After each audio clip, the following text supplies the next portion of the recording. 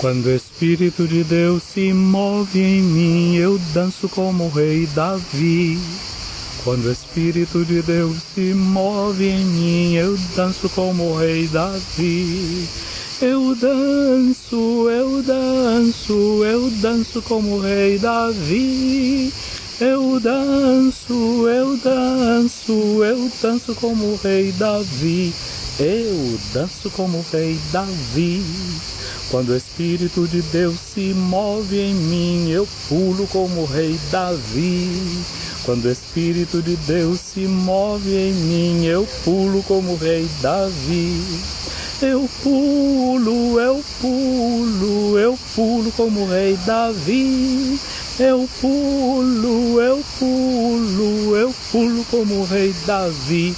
Eu danço como o rei Davi. Eu pulo como o rei Davi. Quando eu era criança na catequese a gente cantava muito isso. Os catequistas gostavam de cantar essa música para nos fazer gestos e movimentos.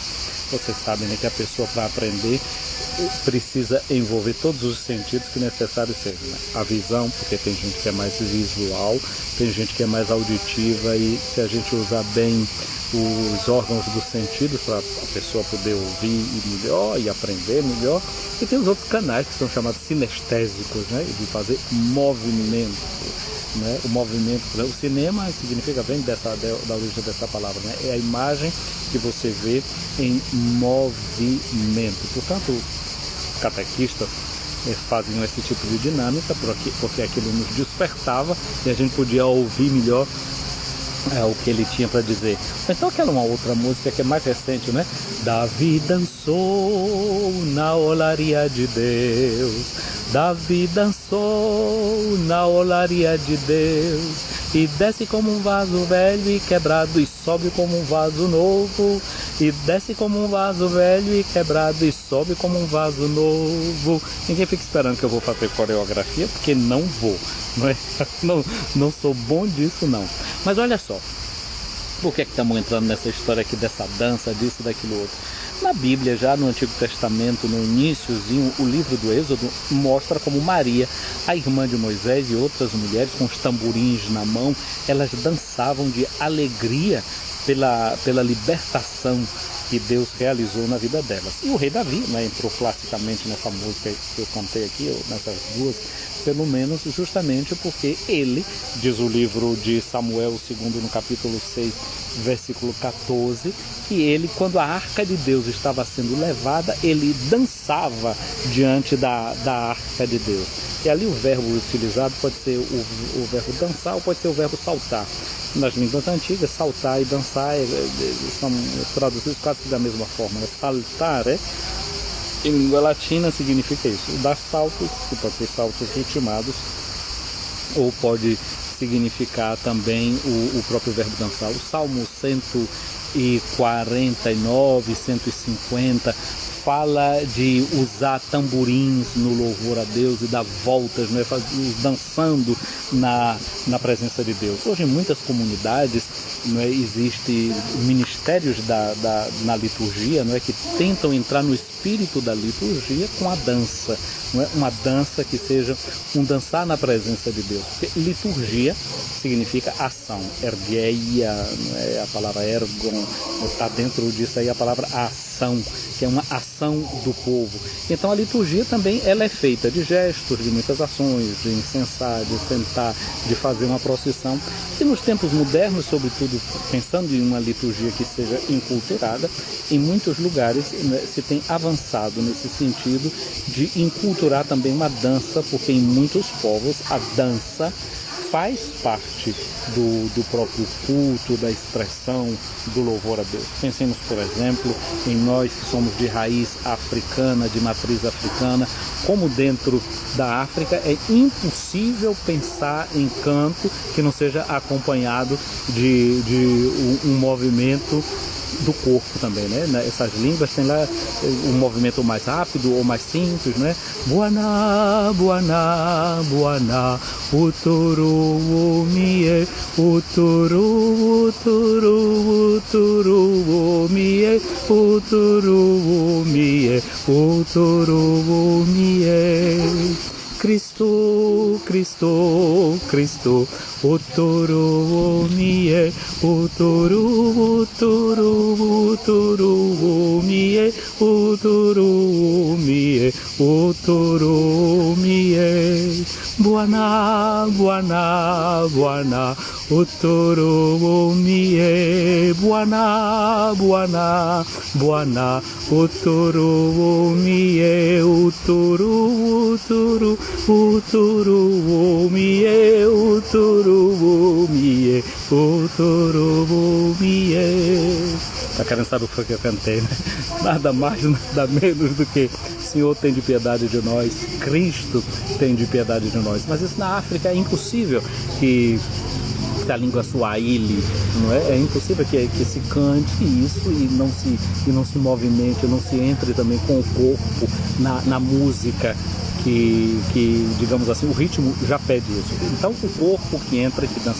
Mas por que eu estou falando de dança, dessas coisas todas? Antes de mais nada, eu quero dizer, você que está acompanhando a live, aqui no seu lado direito tem uma flechinha, você já viu?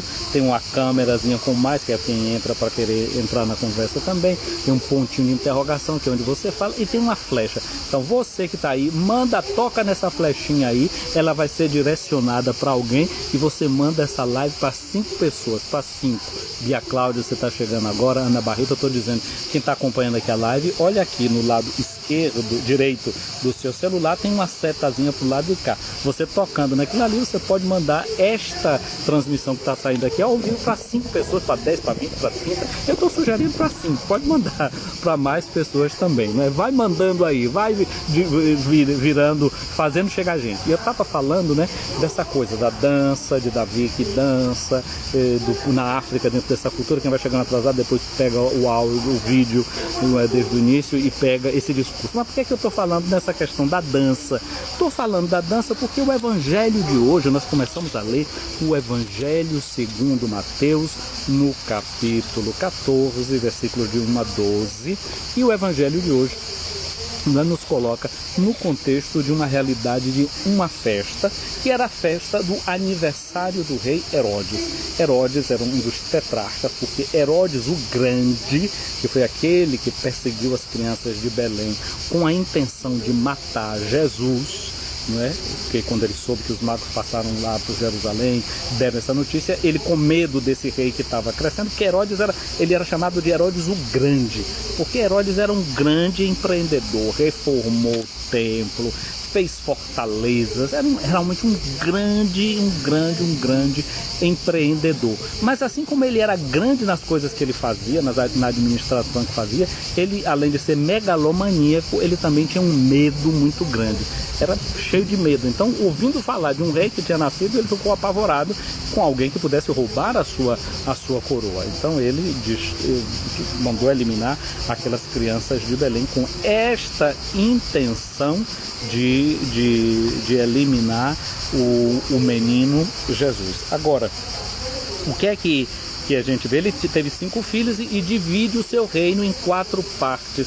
Por isso é chamada de uma tetrarquia. Tetra significa 4. Em alguns lugares aí vocês na Bíblia podem encontrar que o tetrarca Herodes, em alguma outra você pode encontrar o governador. Assim, encontrar o tetrarca é porque o poder estava dividido em 4, o reino estava dividido em 4 por Herodes o Grande, e cada filho dele assumiu um lugar. É uma confusão, porque os filhos também, todos eles são chamados de Herodes, Herodes isso, Herodes aquilo, Herodes... Esse aqui é Herodes Antipas. Esse Herodes que está aniversariando hoje. E o que é que aconteceu? Na festa de aniversário, não é? Ele chama os grandes dali da corte. A fama de Jesus tinha chegado até Herodes, nos diz o evangelista, e quando ele soube da fama, não é, de Jesus que chegou até ele, ele pensou o seguinte: é João Batista que ressuscitou dos mortos, e por isso os poderes miraculosos estão agindo nele. O que era que acontecia com Herodes? Da consciência pesada. Ele mandou matar João Batista, então agora ele achava que Jesus era uma repetição de alguma coisa do passado. Era alguém que estava chegando do passado, que tinha vindo do passado para atormentá-los. Por quê?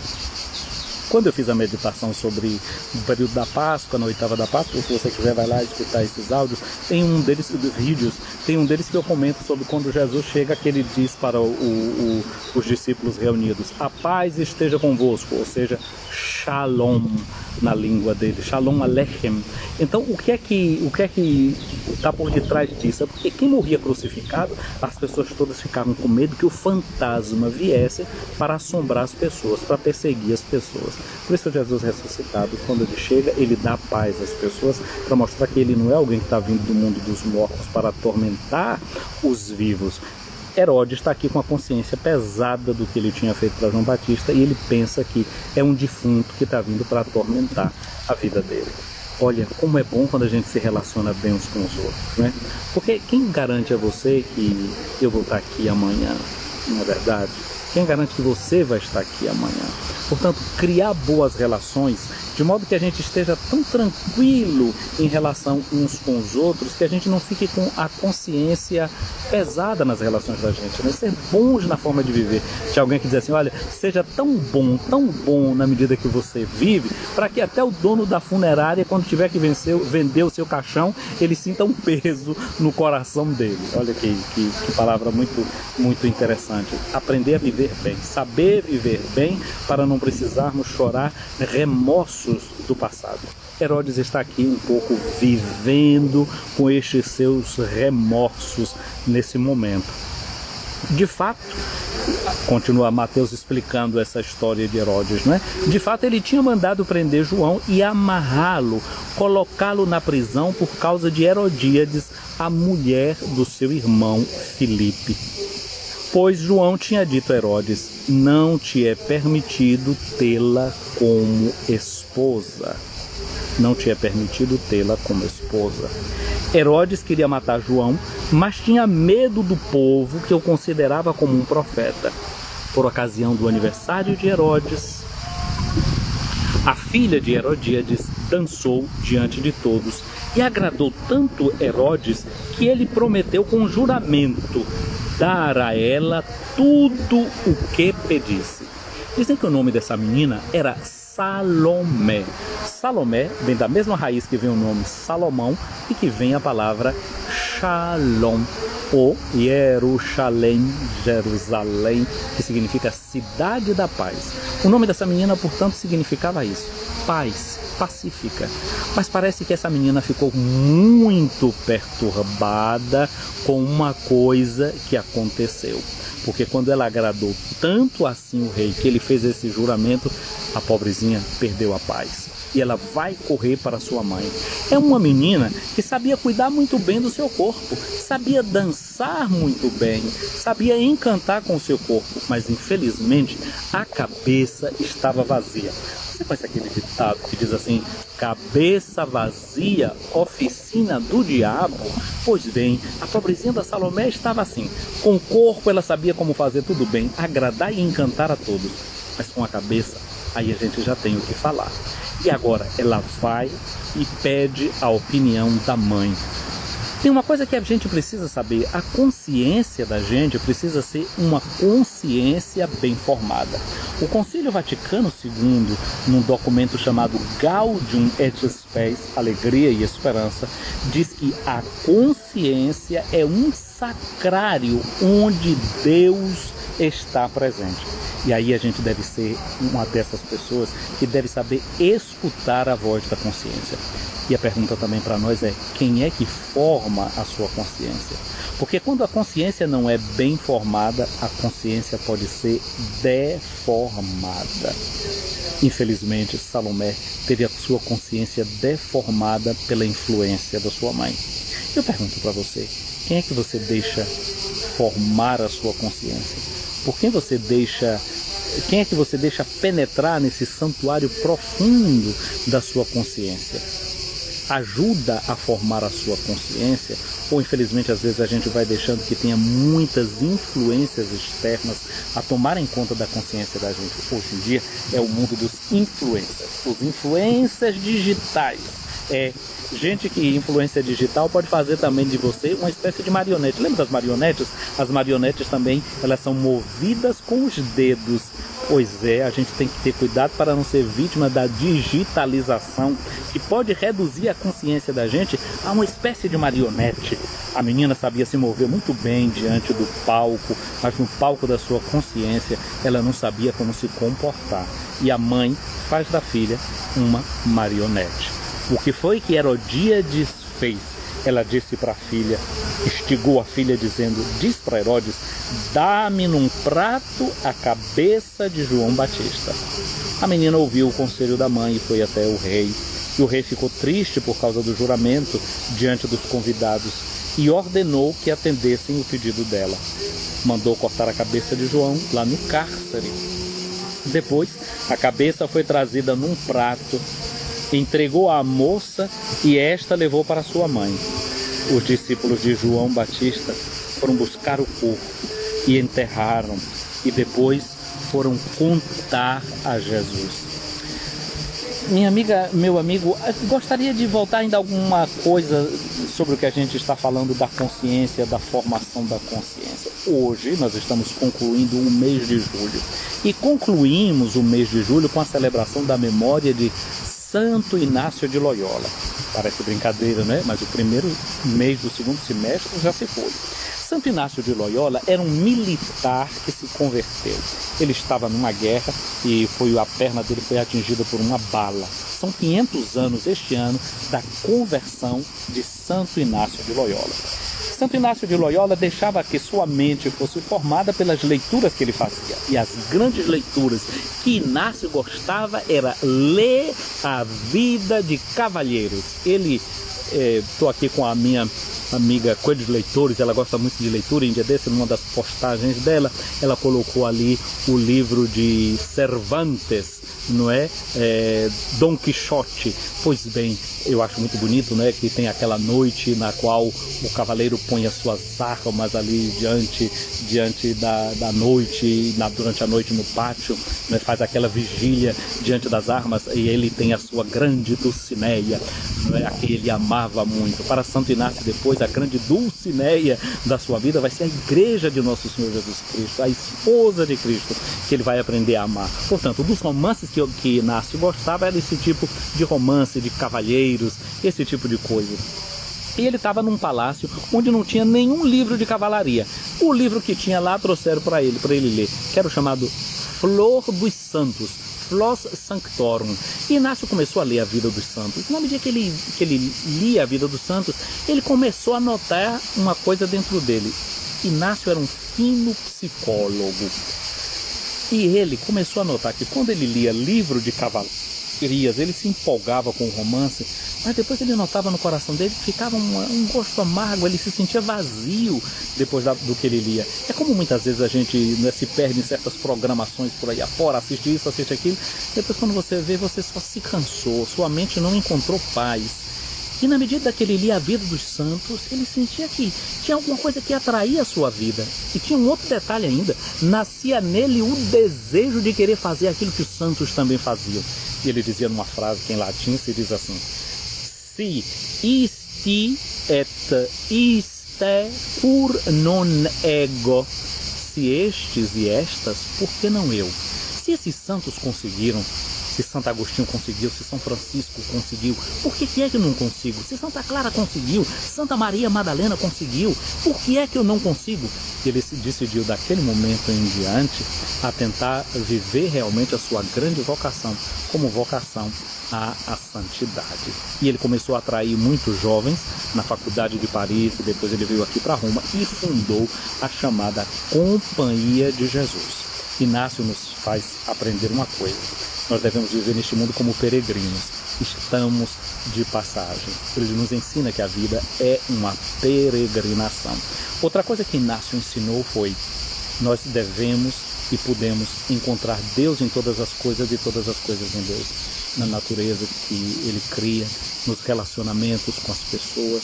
Inácio ajudou e ensinou as pessoas também a lerem o Evangelho e entrar na cena do próprio Evangelho, a se tornar personagens, a ter uma relação com Jesus vivo, encarnado, para se colocar ao seu serviço como um companheiro.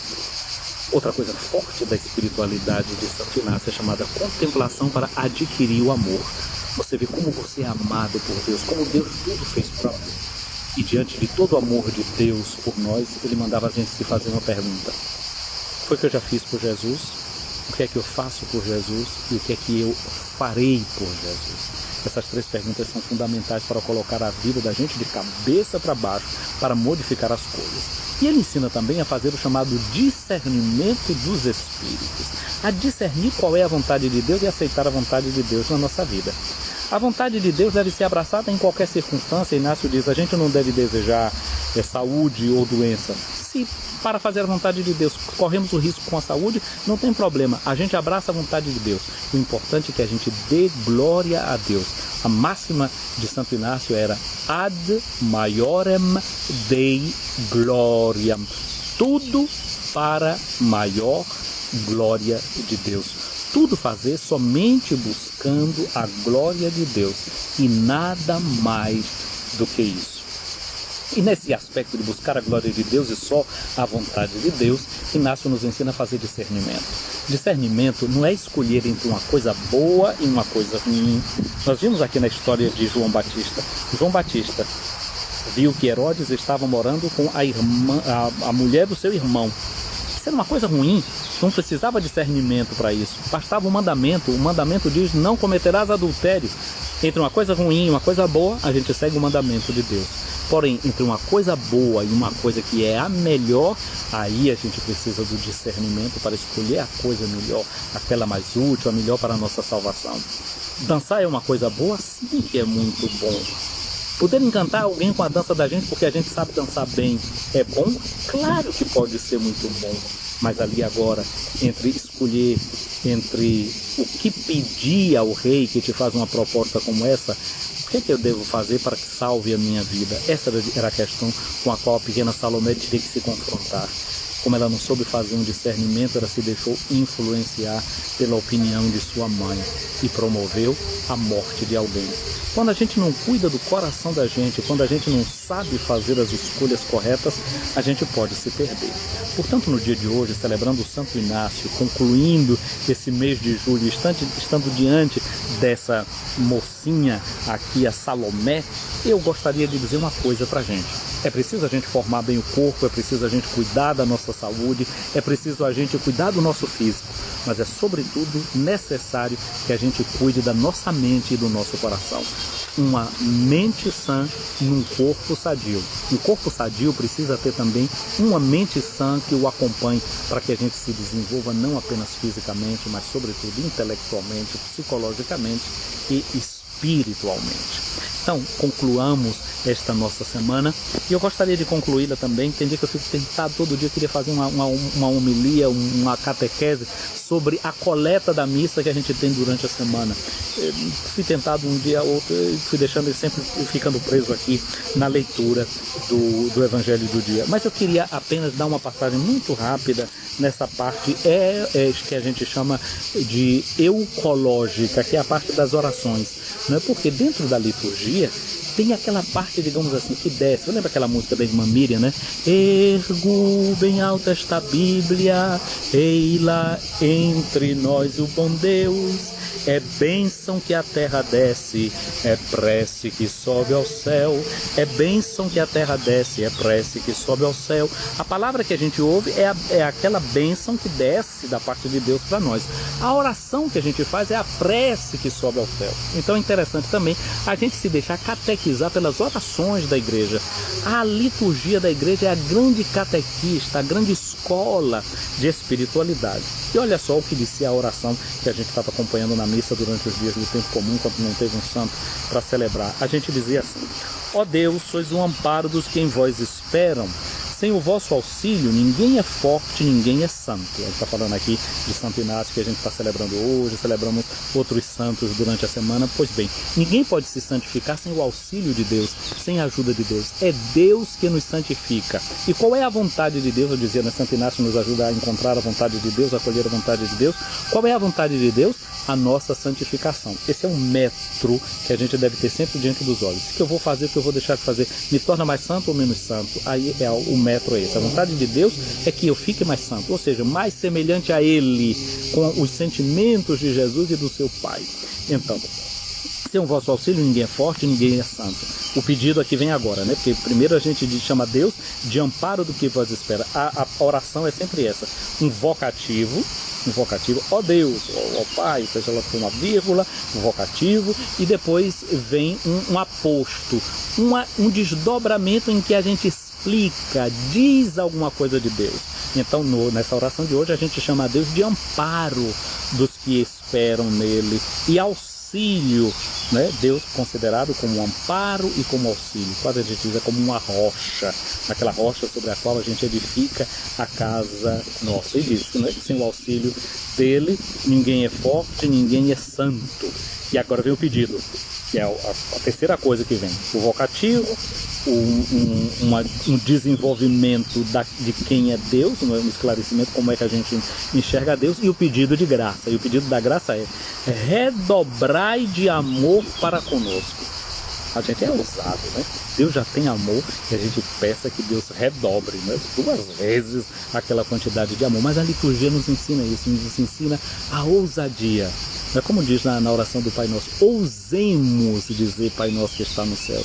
A oração é sempre esse ato de ousadia, de intimidade, de coragem para se lançar nos braços de Deus e pedir não aquilo que a gente simplesmente quer, mas aquilo que Deus tem para nós. Porque não tem nada de exagerado pedir a Deus para redobrar o amor dele, que é uma forma só da gente sentir, porque Deus é amor e Deus não pode dar para nós outra coisa senão o amor dele. E aí, para que é que ele pede isso? Para que Deus redobre de amor para conosco. Aí vem a finalidade da graça que é pedida. Existe uma finalidade. Para que, conduzidos por vós, então a gente tem sempre a mão de Deus que nos conduz na vida espiritual, que nos conduz interiormente, conduzidos por vós, usemos de tal modo os bens que passam e possamos abraçar os que não passam. Usar daquilo que passa e abraçar o que não passa. Aqui a gente deve pedir realmente essa graça de saber usar das coisas deste mundo. Porque tem também um outro risco. Qual é o risco? Quando a gente não sabe usar bem das coisas que Deus nos dá. Eu falei da contemplação para pedir amor de Santo Inácio, né? Que é olhar tudo que Deus criou e deu pra gente como prova do amor dele conosco.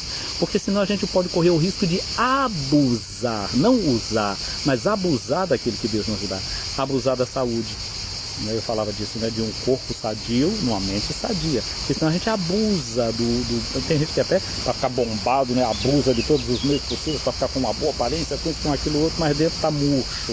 Então, se a gente não sabe usar bem dos bens deste mundo, o que é que a gente faz? A gente abusa. Mas o que é o outro risco é que se a gente não saber usar, a gente não saber possuir as coisas e a gente se tornar possuído por essas coisas acabarem sendo dominadoras nossas, porque a gente é colocado no mundo, Deus nos coloca para dominar, para ser Senhor. Dominar aqui não significa ser um expropriador das coisas, mas saber usar como Senhor, ou seja, não sermos possuídos por esses bens, mas possuir esses bens e usá-los a favor daquela que é a vontade de Deus.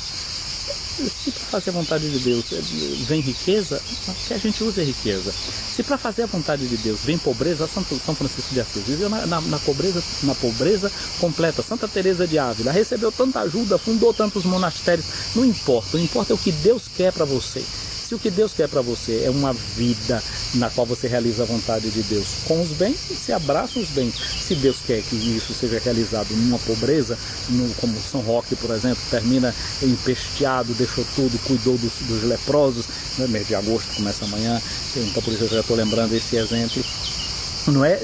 Então não importa como é que pode terminar a vida da gente ou não terminar, se saúde ou se doença. Olha, a irmã Dulce, não é? Dedicada aos pobres, aos pequenos, mas fisicamente não é que tivesse uma grande saúde desse mundo, mas era uma mulher que se comportava como quem tinha saúde, porque não deixou de fazer nada que é aquilo que ela podia e devia fazer com o auxílio de Deus. Vocês estão percebendo isso aqui, né? Então a liturgia nos ensinou a rezar assim dessa maneira.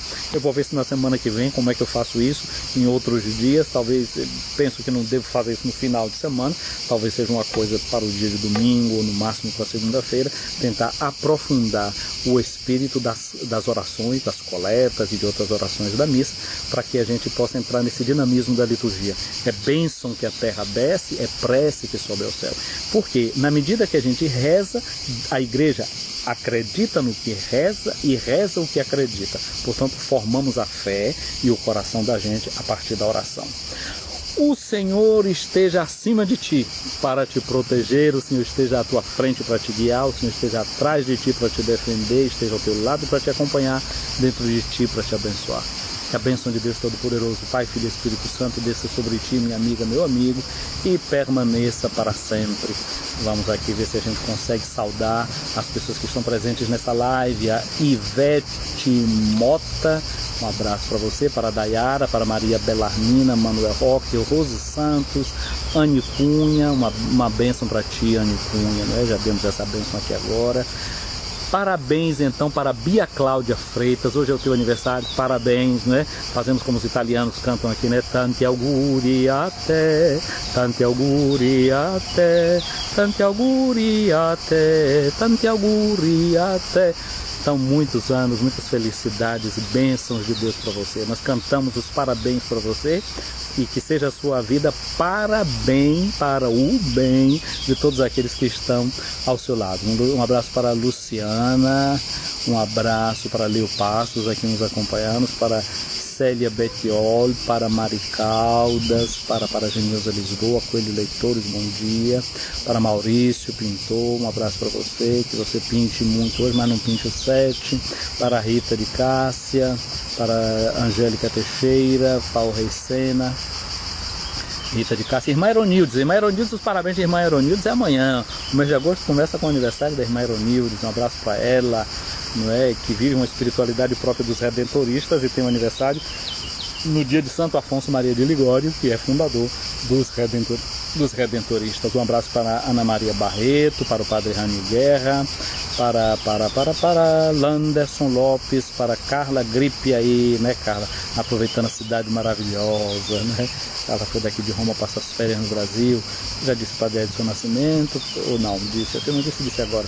Leilan Cerqueira, Vani Brito, para Mima Costa, né, que é a primeira aqui na cabeça da Pule, aqui desses que estão assistindo a nossa live.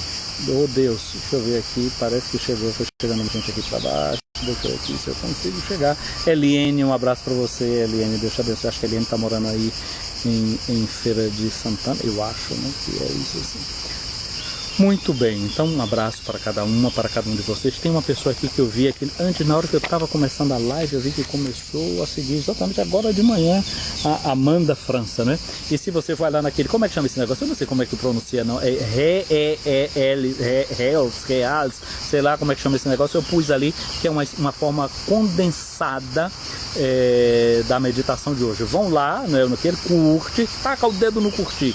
Aqui nessa setinha que você tem da live, encaminha já as pessoas, porque o que é que acontece? Os logaritmos, que são as formas de medir se a mensagem que está dando é positiva, se vocês fazem isso, outras pessoas vão começar a receber essa nossa mensagem. Por isso, senta o dedo aí no like e encaminha a live. Marito tá chegando aqui agora, então tu curte aí já, termina, eu vou salvar aqui, vocês já vão curtindo.